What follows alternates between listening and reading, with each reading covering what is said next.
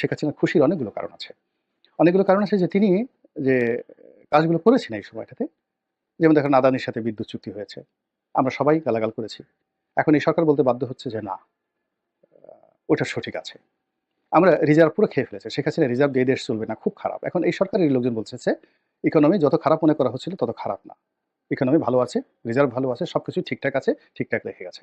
তাহলে বলেন তো শেখ হাসিনা একটু যদি রবীন্দ্রসঙ্গীত গায়, আমারও পরানো যাহা চায়, আপনি তাকে বকা দিতে পারবেন বলেন? সে যে তু সিজ বড়িয়ে হায় মাস্ত মাস্ত এই যে কথাগুলো সে গানগুলো গাচ্ছে, মনের আনন্দে কেন গান গাচ্ছে? বিকজ এই সময়টিতে এসে এখনো পর্যন্ত পদ্মা সেতুতে যে দুর্নীতি হয়েছে, মেট্রো রেলের দুর্নীতি হয়েছে। আপনি পদ্মা সেতুতে যাচ্ছেন, মেট্রো রেলের দুর্নীতি হচ্ছে।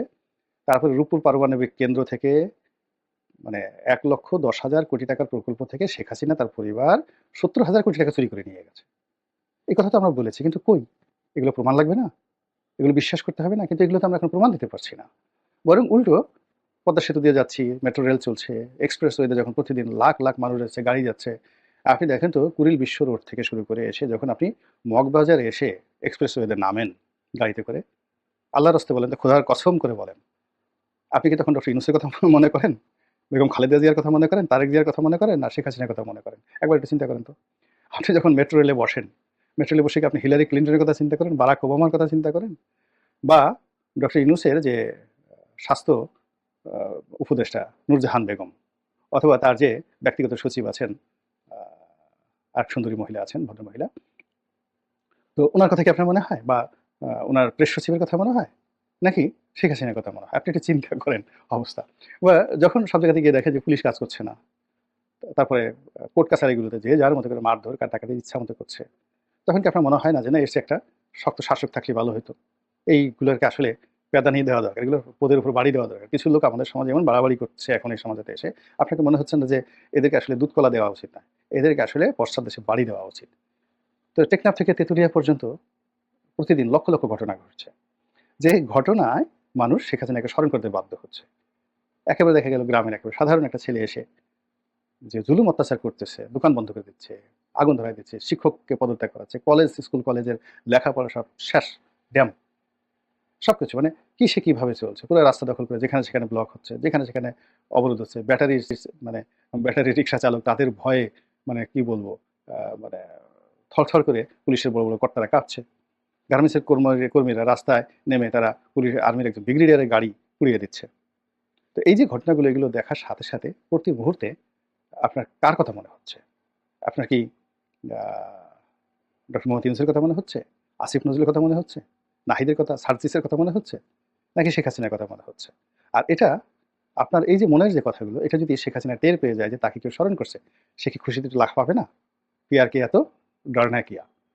তো উনি এবার তো বলছে তু সিজ বড়ি এক মাসনাত। আমার তো মনে হয় নেক্সট বার উনি ভিডিওতে আ যখন কথা বলবেন, তো পিয়ার কিয়া তো ডরনা কিয়া। আমি তো বাংলাদেশকে ভালোবেসেছি। বাংলাদেশকে পেয়ার করেছি। তো এত ভয় কিসের? ডর কিসের? এভাবে তিনি গান শোনাবেন, হিন্দি গান শোনাবেন। গেল উনার কথা।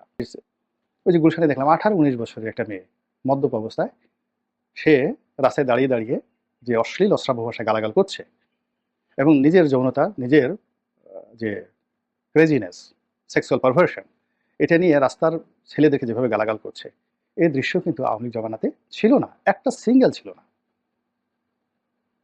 অসভ্যতা, অভব্যতা যা কিছু ছিল সবই ব্যক্তিগত পর্যায়ে ছিল। তো এগুলো দেখে তো আওয়ামী লীগের লোকজন তারা আনন্দ করবে, সঙ্গত কারণ আনন্দ করবে যে একটা অসাধারণ সময় আমরা পার করছি। এরপরে শেখ হাসিনার যে বক্তব্যটি যে আমি এই মরে গেলেও আমি বঙ্গবন্ধুর কন্যা দেশ বিক্রি করব না।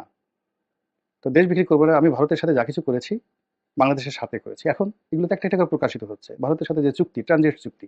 ভারত আমাদের কাছ থেকে কয় টাকার ট্রানজিট পাইতো? এখন বের করেন বলেন। কিন্তু ভারত ট্রানজিট বন্ধ করে দিয়েছে ২,০০০ কোটি টাকা লস। তো আপনি যদি দেখাতে পারতেন যে ভারতে ২,০০০ কোটি টাকা লস গেছে আর আমরা ভারতের ট্রানজিট বন্ধ করে দিয়েছি, আমরা ভারতে ৪,০০০ কোটি টাকা লস করতে পেরেছি। তাহলে আপনি শেখ হাসিনাকে দায়ী করতে পারতেন। তো এই জিনিসগুলো সামনে আসছে, প্রচণ্ডভাবে সামনে আসছে। এখন চীন দেশে আপনি চিকিৎসার জন্য হাসপাতাল নিয়োগ করে আসছেন। কিন্তু কয়জন লোক চীনে গেছে? আপনি পাকিস্তানে লোক পাঠাবেন, ইরানে লোক পাঠাবেন, সরাসরি প্লেন পাঠাবেন সেখান থেকে। এই যে ভাইবগুলো, গল্পগুলো, সেই গল্পগুলো এখন সব ভুয়া, ভুয়া, চারিদিকে শুধু ভুয়া, ভুয়া শব্দ উঠছে। এই যে ভুয়া শব্দগুলো উঠছে, এগুলো দেখে আওয়ামী লীগের লোকজন কি আনন্দ হচ্ছে আপনি চিন্তা করেন তো। ভীষণ রকম আনন্দ হচ্ছে যে এই মানুষগুলো দুদিন আগে সরকারের প্রশংসায় পঞ্চমুখ ছিল, যে মানুষগুলো এই ছাত্র জনতার জন্য যাকে বলা হয় যাকে বলে তাদের হৃদয় মন সবকিছু খুলে দিত। এখন তারা তাদের অনেকের প্রতি এতটা রাগ যে পারলে ৩২ টা দাঁত খুলে দেবে থাপড়াইয়া। এরপরে অনেক পণ্ডিত ব্যক্তি, অনেক পণ্ডিত ব্যক্তি যেমন ফরহাদ মাজাহের, তারপরে আপনার ধরুন আসিফ নজরুল।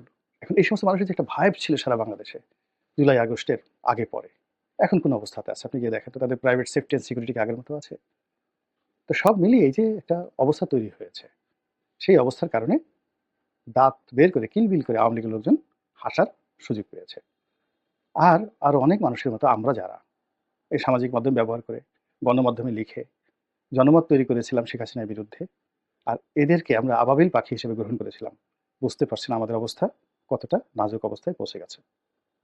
আল্লাহ আমাদের সবাইকে হেদায়েত দান করুন এবং হেফাজত করুন। আসসালামু আলাইকুম ওয়া রাহমাতুল্লাহি ওয়া বারাকাতুহু।